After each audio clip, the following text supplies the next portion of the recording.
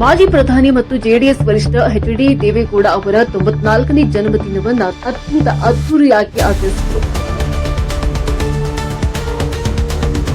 ಮಾಜಿ ಪ್ರಧಾನಿ ಮತ್ತು ಜೆಡಿಎಸ್ ವರಿಷ್ಠ ಎಚ್.ಡಿ. ದೇವೇಗೌಡ ಅವರ 94ನೇ ಜನ್ಮದಿನವನ್ನು ತಾಲೂಕಿನ ಹಂಡಿಗನಾಳ ಗ್ರಾಮದ ಶ್ರೀ ಬಾಲಾಜಿ ಕನ್ವೆನ್ಷನ್ ಹಾಲ್ನಲ್ಲಿ ಜೆಡಿಎಸ್ ಕಾರ್ಯಕರ್ತರು ಹಾಗೂ ಮುಖಂಡರು ಕೇಕ್ ಕತ್ತರಿಸುವ ಮೂಲಕ ಅತ್ಯಂತ ಅದ್ದೂರಿಯಾಗಿ ಆಚರಿಸಿದರು. ಎಲ್ಲರೂ ಯಾವುದೋ ಒಂದು ವಿಷಯ ಎತ್ಕೊಂಡು ಸಂಸತ್ತನ್ನ ಬಹಿಷ್ಕರಿಸ್ತಾರೆ. ಅವರಿಗೆ ಸಾರ್ವಜನಿಕ ಹಿತ ಮುಖ್ಯ ಇರಲ್ಲ. ಆದ್ರೆ ಸನ್ಮಾನ್ಯ ವಿಧಾನಸಭೆಯಲ್ಲಾಗಲಿ ಅವರು ಬಹಿಷ್ಕಾರ ಆಗಿರೋ ಯಾವುದೇ ಗುರು ಕಾಣಿಸೋದಿಲ್ಲ. ಅಂತಹ ವ್ಯಕ್ತಿ ಸನ್ಮಾನ್ಯ ದೇವೇಗೌಡರು. ಅಂತ ಮುತ್ಸದಿ ರಾಜಕಾರಣಿಗೆ ನಿಮ್ಮೆಲ್ಲರ ಆಯುಷ್ಯಕ್ಕೂ ಕೊಟ್ಟು ಅವರು ಶತಾಯುಷಿಗಳಾಗಿ ಈ ಕರ್ನಾಟಕ ರಾಜ್ಯದ ಹಾಗೂ ಭಾರತ ದೇಶದ ಕಾರ್ಯಕ್ರಮದಲ್ಲಿ ಭಾಗವಹಿಸಿ ಮಾತನಾಡಿದ ಶಿಡ್ಲಘಟ್ಟ ಶಾಸಕ ಬಿಎನ್ ರವಿಕುಮಾರ್ ಅವರು, ಮಾಜಿ ಪ್ರಧಾನಿ ಎಚ್.ಡಿ. ದೇವೇಗೌಡ ಅವರ ರಾಜ್ಯಸಭಾ ಸದಸ್ಯತ್ವದ ಅವಧಿಯು ಮುಂಬರುವ ಜೂನ್ 25ಕ್ಕೆ ಮುಕ್ತಾಯಗೊಳ್ಳಲಿದೆ. ನಾಡಿನ ಮಣ್ಣಿನ ಮಗನಾಗಿರುವ ಅವರನ್ನ ಮತ್ತೊಮ್ಮೆ ದೇಶದ ಅತ್ಯುನ್ನತ ಸದನಕ್ಕೆ ಅವಿರೋಧವಾಗಿ ಆಯ್ಕೆ ಮಾಡಿ ಕಳಿಸಬೇಕು ಎನ್ನುವುದು ನಮ್ಮೆಲ್ಲರ ಆಶಯವಾಗಿದೆ.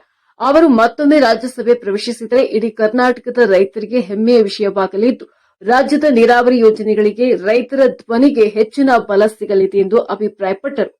ವಿಧಾನಸಭಾ ಕ್ಷೇತ್ರದಲ್ಲಿ ಒಬ್ಬ ಸಾಮಾನ್ಯ ರೈತನು ಈ ಕ್ಷೇತ್ರದಲ್ಲಿ ಶಾಸಕರಾಗಬೇಕಾದ್ರೆ ಅದು ಕಾರಣ ಶ್ರೀಮಾನ್ ದೇವೇಗೌಡ. ಇವತ್ತು ನಮ್ಮ ಕ್ಷೇತ್ರದ ಮುಖಂಡರು ಇವತ್ತು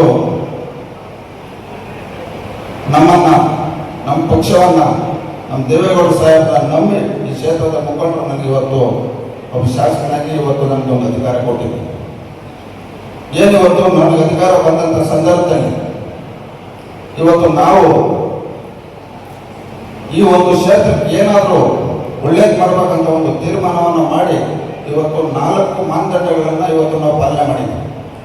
ಒಂದು ಶಿಕ್ಷಣ, 2ನೇದು ಆರೋಗ್ಯ, 3ನೇದು ಕ್ಷೇತ್ರದಲ್ಲಿ ಅಭಿವೃದ್ಧಿ, 4ನೇದು ಪ್ರತಿಯೊಂದು ಕುಟುಂಬದವರು ನೆಮ್ಮದಿಯಾಗಿ ಬದುಕು. ಈ 4 ಮಾನದಂಡಗಳನ್ನು ಇಟ್ಕೊಂಡು ಇವತ್ತು ನಾನು 3 ವರ್ಷ 36 ತಿಂಗಳು ಇವತ್ತು ಆಡಳಿತದಲ್ಲಿ ಕ್ಷೇತ್ರದಲ್ಲಿ ಮಾಡಿದ್ದೀನಿ.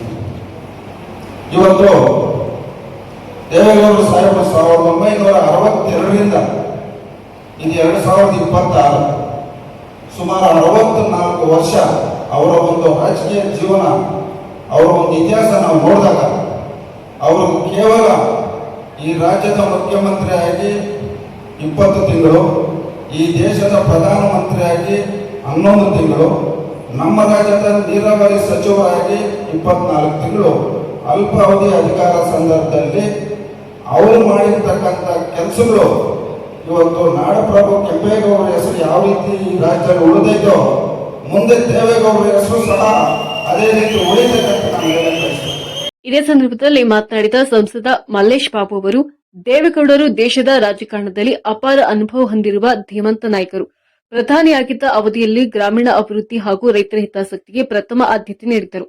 ಇಂಥ ಮಹಾನ್ ಚೇತನದ ಜನ್ಮದಿನವನ್ನ ಕೇವಲ ಸಂಭ್ರಮಾಚರಣೆಗೆ ಸೀಮಿತಗೊಳಿಸದೆ ವಿದ್ಯಾರ್ಥಿಗಳಿಗೆ ಆರ್ಥಿಕ ನೆರವು ನೀಡುವಂತ ಸಮಾಜಮುಖಿ ಕಾರ್ಯಕ್ರಮಗಳ ಮೂಲಕ ಆಚರಿಸುತ್ತಿರುವುದು ಶ್ಲಾಘನೀಯ ಎಂದರು. ಜಮ್ಮು ಕಾಶ್ಮೀರದಲ್ಲಿ ಒಂದ್ಸತಿ ಅವರು ಓಪನ್ ಜೀಪ್ ಅಲ್ಲಿ ಒಂದು ವಿಸಿಟ್ ಮಾಡ್ತಾರೆ. ಪ್ರಧಾನಮಂತ್ರಿಗಳಾದಾಗ ಏನು ಇವಾಗ ಸ್ಪೆಷಲ್ ಫೋರ್ಸಸ್ ಅಂತ SPG ಅಂತ ಏನು ಹೇಳ್ತಾರ, ಅವಾಗ ಇದು ಆಗಲ್ಲ, ನೀವು ಹೋಗಕ್ಕೆ ಒಂದು ಪ್ರಧಾನಮಂತ್ರಿ ಅಂತಾಗ ದೇಶದ ಜನತೆ ನನಗೆ ಈ ಅವಕಾಶ ಕೊಟ್ಟಿದ್ದಾರೆ, ಇಲ್ಲಿರುವ ಪರಿಸ್ಥಿತಿ ಏನು ಅಂತ ತಿಳ್ಕೋಬೇಕು ಅಂದಾಗ ಜಮ್ಮು ಕಾಶ್ಮೀರದಲ್ಲಿ ಓಪನ್ ಜೀಪಲ್ಲಿ ಹೋಗಿ ಇನ್ಸ್ಪೆಕ್ಷನ್ ಮಾಡ್ತಾರೆ.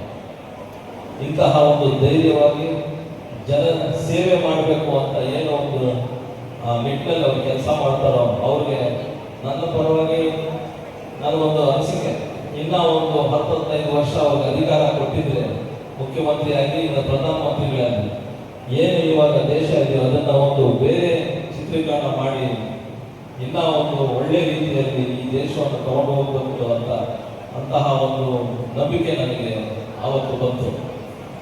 ಏನು ಪಂಜಾಬಲ್ಲಿ ರೈತರಿಗೆ ಉಪಯೋಗ ಆಗಬೇಕು ಅಂದ್ರೆ ಅಲ್ಲಿ ಪಂಜಾಬ್ ರೈತರು ಒಂದು ರೈಸ್ ಮೇಲ್ಸ್ ಅಂತೇನಂತೀರೋ ಅದನ್ನ ತಳಿನೇ ಅವರ ಹೆಸರಲ್ಲಿ ಕೊಟ್ಟಿದ್ದಾರೆ. ಇಂತಹ ಒಂದು ವಿಚಾರಗಳನ್ನು ನಾವು ಮಾತಾಡಿಕೊಂಡು ಹೋಗ್ತಾ ಇದ್ರೆ ಒಂದು ಕಡೆ ರೈತರಿಗೆ ಸಹಾಯ ಮಾಡಬೇಕು ಅಂತ ನೀರಾವರಿ ಹೋರಾಟವನ್ನು ಮಾಡಬೇಕು ಅಂದಾಗ, ಸಿಟಿಗಳಲ್ಲಿ ಇಂಪ್ರೂವ್ ಮಾಡಬೇಕು ಅಂದಾಗ, ಈ ಮೆಟ್ರೋ ರೈಲು ಬಂದಾಗ ಇಂತಹ ಒಂದು ನಿಟ್ಟಿನಲ್ಲಿ ನೋಡ್ತಾ ಇದ್ರೆ ಅವರ ಆಲೋಚನೆ 96 ಅಲ್ಲಿ ಏನು ಪ್ರಧಾನಮಂತ್ರಿ ಆಗಿದ್ರು ಆವಾಗಲೇ ಬಹಳ ಮುಂದಿನ ಯೋಚನೆ ಮಾಡ್ತಾ ಇದ್ದೆ. ಏನು ಇಂದ 2 ವರ್ಷದಲ್ಲಿ ನಾನು ಅವ್ರ ಜೊತೆ ಒಡನಾಟದಲ್ಲಿ ಏನೋ ಒಂದು ನೋಡಿದ್ದೀನೋ ಬಹಳ ಕಲ್ತಿದ್ದೀನಿ. ಏನು ತಾಳ್ಮೆ ಅಂತ ಇರಬೇಕು, ಪೇಷನ್ಸ್ ಅಂತ ಏನಂತಿರೋ ಆ ತಾಳ್ಮೆ ಇರಬೇಕು. ರಾಜಕೀಯವಾಗಿ ಯಾರಾದರೂ ಒಂದು ಬಂದು ಹೇಳಿದ್ರೆ ಅದನ್ನ 3-4 ಕಡೆಯಿಂದ ಯೋಚನೆ ಮಾಡಿ ಏನು ಸೂಕ್ತವಾಗುತ್ತೆ, ಜನತೆಗೆ ಏನು ಸೂಕ್ತವಾಗುತ್ತೆ, ಪಾರ್ಟಿಗೆ ಏನು ಸೂಕ್ತವಾಗುತ್ತೆ ಅಂತಹ ಕೆಲಸ ಮಾಡಬೇಕು ಅಂತ ಅಲ್ಲಿ ಅವರನ್ನ ಕಲ್ತ್ಕೊಂಡೆ. ಒಂದು ಕಡೆ ಕುಮಾರಸ್ವಾಮಿ ದೇವೇಗೌಡರ ಜನ್ಮದಿನದ ಅಂಗವಾಗಿ ತಾಲೂಕಿನ ಸರ್ಕಾರಿ ಶಾಲೆಯ 10ನೇ ತರಗತಿ ಪರೀಕ್ಷೆಯಲ್ಲಿ ಅತಿ ಹೆಚ್ಚು ಅಂಕ ಗಳಿಸಿದ ವಿದ್ಯಾರ್ಥಿಗಳಿಗೆ ಈ ಹಿಂದೆ ಘೋಷಿಸಿದಂತೆ ಲಕ್ಷಾಂತರ ರೂಪಾಯಿ ಮೌಲ್ಯದ ನಗದು ಬಹುಮಾನವನ್ನು ವಿತರಿಸಲಾಯಿತು. 592 ಅಂಕ ಗಳಿಸಿ ತಾಲೂಕಿಗೆ ಪ್ರಥಮ ಸ್ಥಾನ ಪಡೆದ ಸಾದ್ದಲಿ ಸರ್ಕಾರಿ ಪ್ರೌಢಶಾಲೆಯ ವಿದ್ಯಾರ್ಥಿ ಪ್ರಶಾಂತ್ ಬಿಎಂ ಅವರಿಗೆ 1 ಲಕ್ಷ ರೂಪಾಯಿ ನಗದು ಪುರಸ್ಕಾರ ನೀಡಲಾಯಿತು.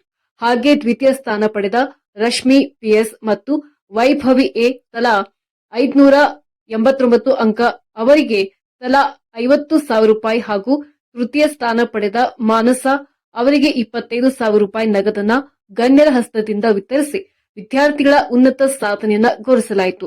ಸಂದರ್ಭದಲ್ಲಿ ವಿಧಾನ ಪರಿಷತ್ ಸದಸ್ಯ ಇಂಚರ ಗೋವಿಂದ್ ರಾಜು, ಜಿಮಲ್ ನಿರ್ದೇಶಕರಾದ ಮುನಿಯಪ್ಪ, ಹುಜಗೂರು ರಾಮಯ್ಯ, ಕೆಂಚಾರ್ಲಹಳ್ಳಿ ಕೃಷ್ಣಾರೆಡ್ಡಿ, ಶಿಡ್ಲಘಟ್ಟ ತಾಲೂಕು ಜೆಡಿಎಸ್ ಪಕ್ಷದ ಅಧ್ಯಕ್ಷ ಡಿಬಿ ವೆಂಕಟೇಶ್, ನಗರ ಘಟಕ ಅಧ್ಯಕ್ಷೆ ಮಂಜುಳಮ್ಮ, ಶಿಡ್ಲಘಟ್ಟ ತಾಲೂಕು ವಕೀಲರ ಸಂಘದ ಅಧ್ಯಕ್ಷರಾದ ಎ ನಾರಾಯಣಸ್ವಾಮಿ, ಕೋಲಾರ ಜಿಲ್ಲಾ ಜೆಡಿಎಸ್ ಮುಖಂಡ ವಕ್ಲೇರಿ ರಾಮು, ಪೂಲಿಗುಂಟ್ಲಹಳ್ಳಿ ರಘುನಾಥ್ ರೆಡ್ಡಿ, ಮುಖಂಡರಾದ ಗಂಜಿಗುಂಟೆ ನರಸಿಂಹಮೂರ್ತಿ, ತಿಮ್ಮಸಂದ್ರ ಶಿವಾರೆಡ್ಡಿ, ಜೆವಿ ಸದಾಶಿವ, ತಿಮ್ಮನಾಯಕನಹಳ್ಳಿ ರಮೇಶ್, ಪುರಸಭೆ ಮಾಜಿ ಅಧ್ಯಕ್ಷ ವೆಂಕಟಸ್ವಾಮಿ, ಮುಖಂಡರಾದ ತಾದೂರು ರಘು, ಮೇಲೂರು ಉಮೇಶ್, ಮಂಜುನಾಥ್, ಶಿಡ್ಲಘಟ್ಟ ಎಸ್ಎಂ ರಮೇಶ್, ನಂದಕಿಶನ್, ರಾಘವೇಂದ್ರ ಚೌಡಸಂದ್ರ, ಸಿಕೆ ಗಜೇಂದ್ರ ಬಾಬು, ಶಾಸಕ ರವಿಕುಮಾರ್ ಅವರ ಅಭಿಮಾನಿಗಳು ಮತ್ತು ಜೆಡಿಎಸ್ ಕಾರ್ಯಕರ್ತರು ಹಾಜರಿದ್ದರು.